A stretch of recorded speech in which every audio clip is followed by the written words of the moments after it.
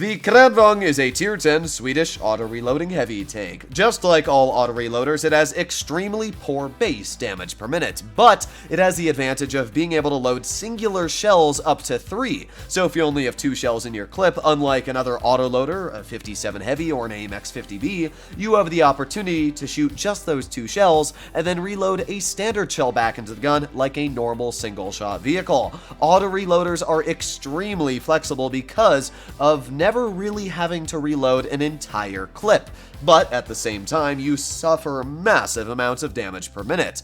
Thankfully, the Kranvagn has other massive capabilities going for it, like 9 degrees of gun depression paired with a turret that is virtually impenetrable as long as you hide the hatches by sticking the gun up. The tank has also an amazing amount of reverse speed at 20 kilometers per hour, which means if you're using the super speed boost, you can go upwards of 30 kilometers per hour. While the reverse speed may be insane, unfortunately, it does not hold the same merits for the top speed only going 30, and even with super speed boost, you're only going 35, albeit with a very solid power to weight ratio, but still, it's going to take you a very long time to get into the front line, and if you don't pre-plan what you're going to do, you're most likely going to fall very, very quickly apart. In today's video, I'm going to be doing a full down review on the Kranvagn, letting you know everything you're going to need to and how to play this tank like a master. Hello there, World of Tankers, and welcome to the channel. I'm of course your host, Droodles, Blitz, and in today's video, I'm going to be doing a full in-depth review on the Kranvagn, letting you know everything you're going to need to on this Swedish auto-reloading heavy tank, its armor profile, how to play it, and where to play it. So stay tuned, and let me know what you guys think about this in the comments down below, and if you'd like to see more content like it in the future. For any of you that have watched my previous Kranvagn videos, you know I absolutely adore the vehicle. I love its playstyle, the auto-reloading capabilities, and the fact that hull down you're virtually impenetrable unless a Hohri's aiming at you, which is quite impressive. However, weirdly enough, not most of the average player base agrees with this. With a 50.06% average win rate, that means the Kranvagn actually has the worst average win rate for a tier 10 heavy in the game. It's also got one of the worst survival rates. It's even doing worse than the FV215B. Now, I would take a guess and say it's because of the weird playstyle matched with the very poor damage per minute, so I thought that this would be a perfect tank to talk about in today's video. We are going to start off with the statistics of this vehicle, and they're actually quite weird when it comes to the auto-reloading gun. The damage per minute that is listed on paper is not actually the effective DPM you have, and it's really weird, so we're just going to break into it and explain how you should use this gun and what makes it most effective on the battlefield. Now, on paper, you have an 11.25 second reload for your first shell, an 8.91 for your second shell, and 9.38 for your third. Now, you'd think that shooting your third shell once, waiting for it to reload for 9.38 seconds, and then shooting it once again, like a single shot, and then using your clip only when you have to, would be the smartest situation. And while that can be the case, it's actually not the best way to conserve your damage per minute. If you're shooting your last shell on paper, yes, it looks great. It's got a much faster reload than your first shell. Here's one issue, and that is the intra clip. You have a 3.53 second in between shells. So it's actually 9.38 plus 3.53, and if we put that on paper really quickly, and we do 3.53, it's actually a 12.91 second reload. That is much worse than it looks like, and because the first shell doesn't have another shell to load in when you shoot it, it instantly starts reloading. So while you have, on paper, it looks like more DPM for your third shell, you don't. It's way more effective to shoot your first shell. So what I usually do in the Kranvagn is I'll have all 3 shell loaded, and then I will just try and shoot all of my shells if I can on my opponent. So if I see somebody I can easily clip, boom, 1, 2, 3 shells, because then you actually have your most amount of DPM when you're on your final shell. If we divide 60 by 11.25, you will have around 5.33 rounds a minute. Multiply that by 400, and you have 2100 damage per minute. So you actually have more damage per minute than listed on paper. And if we do this even smarter, like how I decide to play Micron out there on the battlefield, you have a 1200 damage clip. So in theory, you have around 3000 damage per minute. If we add on the intra clip as well, which is around 7 seconds, that's not bad. 3000 DPM. Now, your DPM slowly depletes every minute you non-stop shoot. But the thing about auto-reloaders is that every second you're not shooting at somebody and you're repositioning, you're gaining damage per minute. There have been so many games where you have to drive to your opponents, and by the time you get there, you could have loaded in 3 clips worth of shells, but because you only have 1 shell in your gun, you can't actually store DPM. So a vehicle like the Kran is amazing because you can store extra damage per minute, and then you can dump it all out on once on your opponent. That's great, and that's why I've always loved this type of playstyle. So if somebody tries rushing you, if you've already take 1200 hit points off of them, that's half of their hit point pool. Even a medium tank, if you take 1200 off an Object 140 and it's got 300 DPM with calibrated, you're gonna kill it because it's already down to 600 hit points. 2 more shells, and in 20 seconds, it's dead. The Kran is amazing at absolutely baiting and destroying a heavy tank hit point pool, and the moment they try to push you, you can either use your super speed boost, which lets you go up to 30 in reverse to get away, or you just hold and you can even pretend like you have more shells. It's a really, really nasty playstyle, and that's where the auto-reloading gun comes in handy. When you watch an AIM X50B shoot, you can count its shells, and as soon as it's done, it's out of shells, and that's it. You're like, okay, I'm gonna push it and clip it, or shoot it, whatever you're gonna do. You can't really do that with a Kran. If you see it shoot twice, and then it waits 10 seconds and then shoots again, does it have another shell, or did it shoot? It's weird how the tank works, and that's why it is such an influential tank as long as you use it that way. Now, when we take a look at the penetration, it's very solid. It has 271 on the standard and 374 on the premium, making it the highest heat pen in tier 10 when it comes to a heavy. You'll butter through pretty much anything you come up against, as you'll see in the replays. Your average damage is pretty low at 400. It's about the lowest you'll get for a tier 10 heavy, apart from the Concept 1B, but you do gotta realize that it has a clip, so in a matter of 7 seconds, you're able to dump out 1200 potential damage. You have 9 degrees of gun depression, which is great, although, only 10 degrees of gun elevation. That will definitely be a bit of a hindrance when you're using it on specific ridge lines, but for the most part, the gun depression is plenty to work with. When we take a look at the mobility, it's not very fast. It's only 30 kilometers per hour forward. Now, its power to weight ratio is fine. As you can see, its average speed is 28, so it's always going to go its top speed. It's just the fact that it is quite slow. I kind of do wish that the tank went 35 or 40 base, because it really wouldn't affect its overall damage per minute, but that's just my opinion. The real downside you got to be very careful about when it comes to the Kran is its turret traverse. It's only 19 degrees a second. It is really, really slow. Now, people don't realize this, but other heavy tanks, let's say for example like the IS-7, have very slow turret traverse as well, only sitting at 18.22, or even the 60 TP, which is sitting at 18.54. So it's not like the Kranvagn's turret traverse is outright terrible, it's just slow for how weak it is on the edges. So you definitely got to make sure that you're not exposing your wafer-thin sides. And speaking of the armor profile, now we're going to be looking at it in a real-world situation of effective values. The 60 TP is one of the most common tier 10 heavies to find out there on the battlefield. It's got a lot of pen as well, 271 on the standard, and around 360 on the premium if you're running calibrated shells. So this should be a pretty good barometer to how the armor is going to work against other tier 10 heavies. On the turret, you can see the turret is completely red. It's 336 base. But that's with AP shells, and AP gets shell normalization, so if you load heat, yeah, that turret is very, very strong. You gotta realize that this is with no gun depression whatsoever. If you're using the 9 degrees this vehicle has on any ridge line, you have no chance of penetrating that turret 464 millimeters thick. That means if even we were able to get out, let's say, an Object 268, which has over 400 millimeters, I think 418 millimeters of premium pen with Cali, you still can't pen it. There's no chance. It is ridiculously thick. Now, yeah, you can pen right under the gun, but the chances of doing that are so small, it's really not gonna happen. You'll also notice that the upper plate is impenetrable as long as you're using it hauled down. The upper plate is pretty steeply angled, as you can see. AP shells will actually auto ricochet right off that upper plate, even if you're only using 4 degrees of gun depression. But heat will definitely cut through it. That's about 340 millimeters thick when using 4 degrees, 5 degrees, but that's still quite impressive when you think about it. This is a very small heavy tank, but it concentrates all of its armor towards the front. So, again, as long as you use it hull down, you're basically impervious to enemy opponents. And even those hatches on the roof you might say are weak spots, well, you can easily hide them just by flicking your gun up. You might think that's weak, it's not. Think again. If we're using, again, a tier 10 heavy tank, any tier 10 heavy tank like a super conch, you can't pen that. It's virtually impenetrable. A 60 TP can't pen that. Even a Kranvagn with the most pen for a heavy in tier 10 cannot cut through the turret of its own vehicle.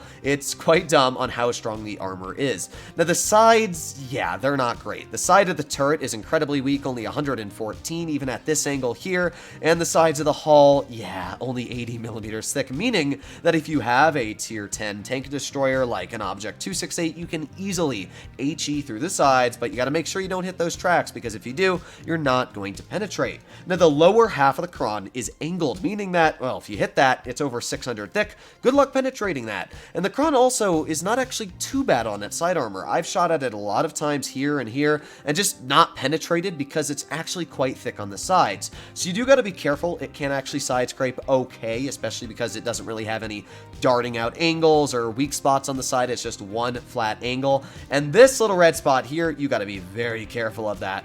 That is really dumb. I've bounced on it many times. It's right on the corner of the tank. So if you poke around a corner like this and you'll think, I'll shoot it right in the corner, that can actually get some bounces, believe it or not. I've seen it happen many times, even in a tournament battle just the other day. Now, if you get to the rear of this vehicle, that is where your payday comes through. It's 52 millimeters on the rear, and the back of the turret is 38. So yeah, and it's the entire back of the turret, only 20 millimeters there. So if you have the side of the turret, the back of the turret, or the rear of the tank, you will have a very easy time cutting through it, especially with high explosive ammunition. The only way you want to drive this tank is frontally towards your opponents. But if you can keep it towards your opponents that way, does it become an incredible menace against your opponents.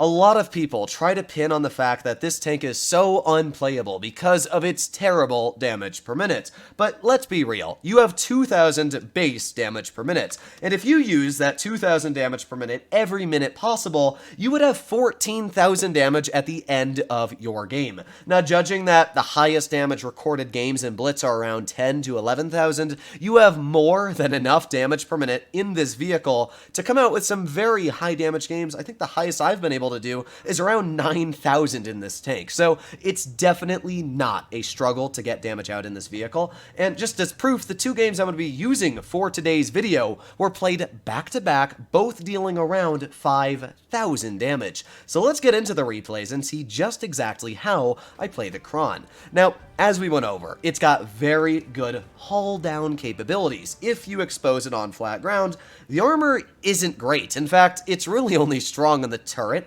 and the upper plate when you mostly use it hull down. The turret's great, but the frontal armor is not going to last very well. So Canal is a perfect map for an example, because Canal is completely flat towards A side and B side.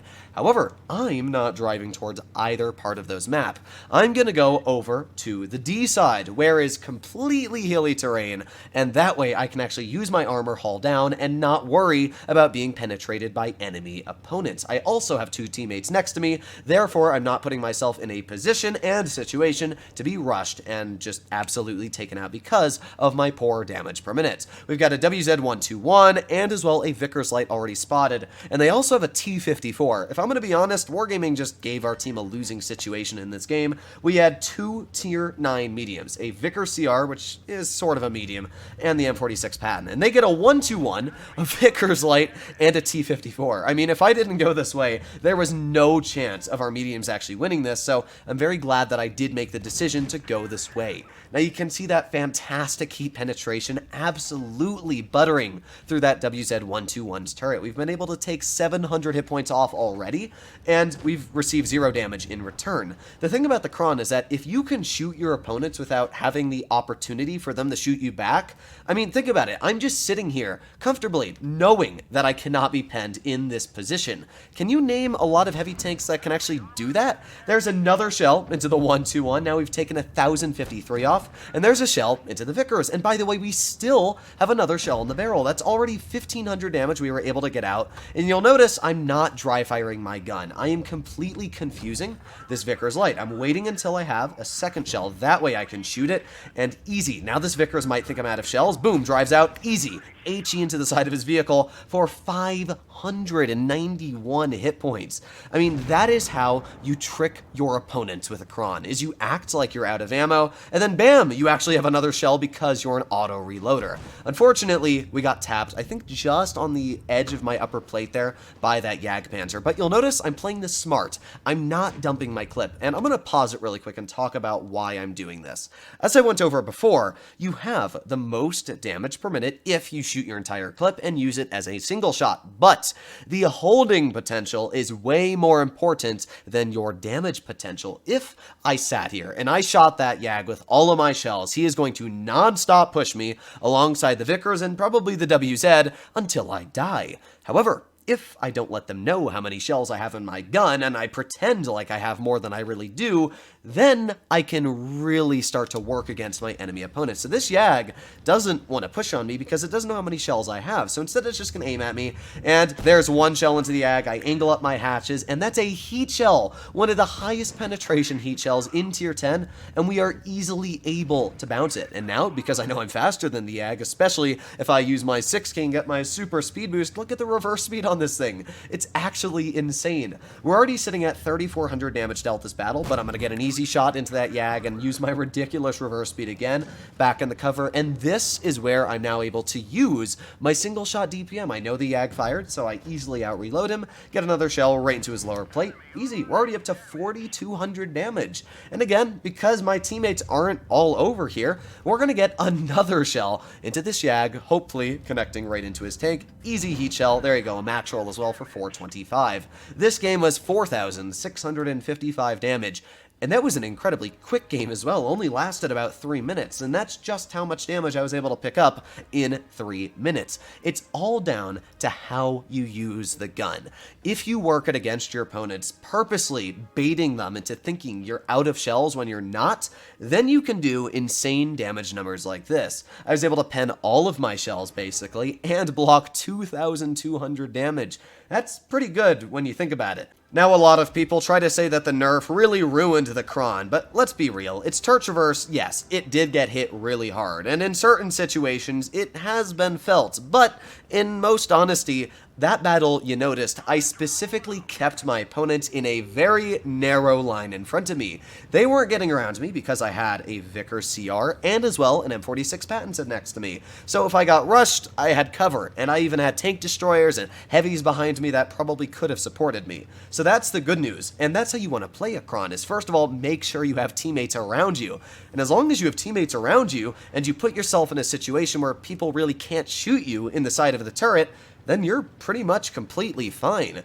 Up against us, we have an IS-7 over towards Seaside, and you're about to see an M5 Yo, which just got spotted over towards Seaside. They also have a Moishin that goes towards Seaside you're going to see in a bit. So what that means is when this Object 140 gets spotted over towards A, I'm not even going to hesitate. You're going to see me literally full speed right towards it. Now, I may not go very fast at only 30 kilometers per hour, but this 140 probably doesn't know what's about to hit him. I got a 57 heavy with me, and yeah, this 140 is about to die. This first shell, yeah, I don't really want to talk about that first shell. Thankfully, we have 2 more shells in our clip because I've been able to store that damage while getting in the position. There we go, easily clearing an Object 140. Sure, we only did about 404 because one of our shells just a bit went under his health, but I mean, we were still able to clear that 140 very quickly and now start pushing on to our next opponent. And this is that downtime I was talking about. If I was in, let's say, a tank that was like a Chieftain Mark 6 that had 3,000 DPM, sure,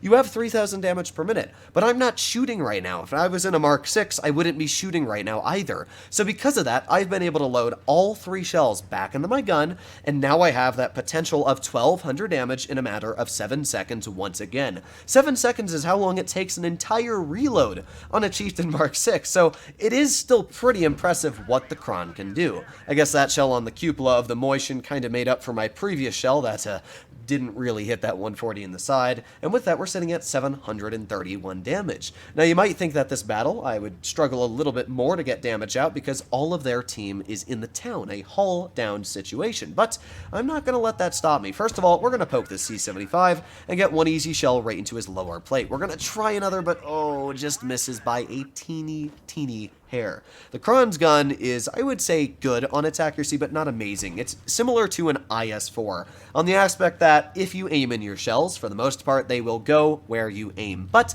if you snap them, they might have a bit of confusion on where to go. There's 2 shells into the lower plate of the E-75, and he's dead. Again, if I was in a single-shot vehicle, I wouldn't have been able to do that. The E-75 most likely would have been able to get into cover, but because I waited until I had 2 shells, which I knew would be enough to finish him off, I then pushed on the E-75. You can see here, I'm waiting for my clip to reload, waiting for it to go all the way up to my 3 shells, and then I'm going to try and get behind the IS-7, possibly getting a very nasty clip on his tank. But oh, what is that? That is an Object 268. Now we went over before how this vehicle does not do well on flat ground. Thankfully that 268 missed me, but in most situations that probably would have penned me. Thankfully, since I'm in a heavy, I still would have had over maybe around 900 hit points, so not bad, but I would have had to play a little bit more careful. By the way, we're up to 2,800 damage this game already. It probably didn't look like that, but yeah, we've actually been able to farm a pretty decent chunk. And now that I know the 268's over there, I'm using this time to go over towards the other side, where I've got my 3 shells loaded once again, and I can start shooting at this IS-7. There's 1 shell, there's 2 shells, and let's go for 1 more. Even fire an AP right into the lower plate for 432. Now we're up to 3,900 damage dealt. And at this point, I really did not care too much. Even if I got shot, I'm just going to push. I ignored the IS-7 because I already know my team is going to kill him. We have 6 vehicles versus 3. So I'm going to try and save my damage for opponents that I know I'm going to use my lower DPM on, like this 268. Get 1 shell out, get 2 shells out. Now we're up to 4,600 damage dealt. And look at that. We got a juicy motion off to the side with 2,000 hit points. So we're going to aim in on 1 shell right onto his side, and here we go. Oh, wow, I got robbed. I don't even know what to say about that shell. That was just called bad luck. But good news is because we're not a reloader and not a clipper where I'd have to reload the entire clip, look at that. I still get another shell into his vehicle. So there you go, ladies and gentlemen. 5,085 damage for the second game, even pulling out a mastery. If I'm going to be completely honest, the playstyle of the Kranvagn and how well you are going to do on it completely depends on your playstyle. Playing an IS-7 or playing a 60 TP, you can drive full speed into the enemy lines because their armor is completely robust. You have a massive chunk of hit points, and you get a big, beefy alpha to support you. But that's not the case for a vehicle like the Kranvagn. Sure, you have a clip of 1,200, but once you've dumped that clip, if you've put yourself super aggressive, you're gonna die, and that's your fault for putting yourself in that situation. When playing a vehicle like the Kranvagn, you have to know what your limits are, where the positions you should be putting this tank in are, and how to use the gun. I specifically showed you that canal game where I saved shells. That way I could bait vehicles like the Vickers into poking me,